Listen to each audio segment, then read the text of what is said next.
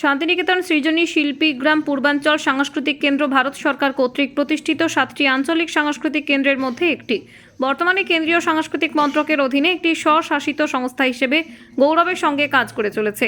আসাম, বিহার, ঝাড়খণ্ড, মণিপুর, উড়িষ্যা, সিকিম, ত্রিপুরা, পশ্চিমবঙ্গ এবং আন্দামান ও নিকোবর দ্বীপপুঞ্জ পূর্বাঞ্চল সংস্কৃতি কেন্দ্রের সদস্য রাজ্য। আঞ্চলিক সাংস্কৃতিক কেন্দ্রগুলি মূলত তাদের নিজ নিজ অঞ্চলের শিল্প, সংস্কৃতি এবং ঐতিহ্যের প্রসার ও সুরক্ষার জন্য নিবেদিত।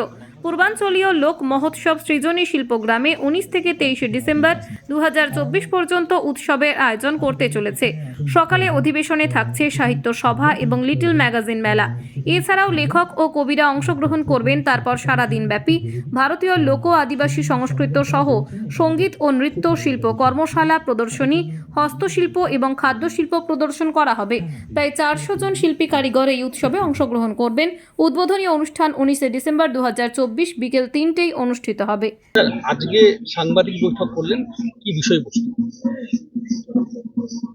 পূর্বাঞ্চল সংস্কৃতি কেন্দ্র ভারত সরকারের সংস্কৃতি মন্ত্রকের অধীন পূর্ব ভারতের অন্যতম একটি সংস্থা, যা পূর্ব ভারতের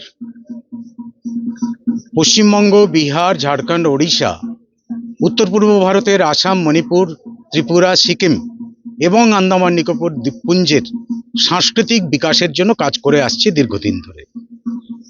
গত বছর থেকে আমরা আমাদের এই সৃজনী শিল্পগ্রামে পূর্বাঞ্চলীয় লোকমহোৎসব নামের একটি উৎসব শুরু করেছি, যেখানে 4 দিন বা 5 দিনের এই উৎসবে পূর্ব ভারতের তথা উত্তর পূর্ব ভারতের এবং মধ্য ভারতের বিভিন্ন রাজ্য থেকে লোকায়ত এবং আদিবাসী শিল্পীরা এসে তাদের লোকশিল্পকলা উপস্থাপন করবেন।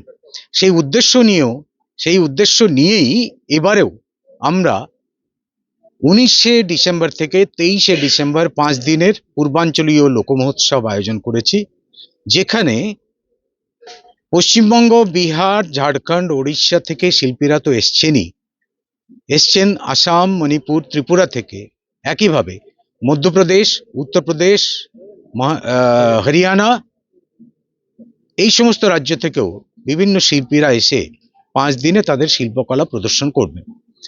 আসলে আমরা ভারত সরকারের সংস্কৃতি মন্ত্রকের পক্ষ থেকে এটা চাই, এটা আমাদের উদ্দেশ্য যে এক ভারত শ্রেষ্ঠ ভারত তার সাংস্কৃতিক উপস্থাপনার মধ্য দিয়ে প্রমাণ করুক আগামী দিনে ভারতবর্ষ পৃথিবীর বুকে অন্যতম একটা সাংস্কৃতিক হাব হিসেবে পরিণত হবে। আমরা যদি আমাদের এই সাংস্কৃতিক ঐতিহ্যকে সারা বিশ্বের কাছে তুলে ধরতে পারি, তবেই আমরা 2047-এ বিকশিত ভারতে পরিণত হতে পারবো। এটাই আমাদের মূল উদ্দেশ্য।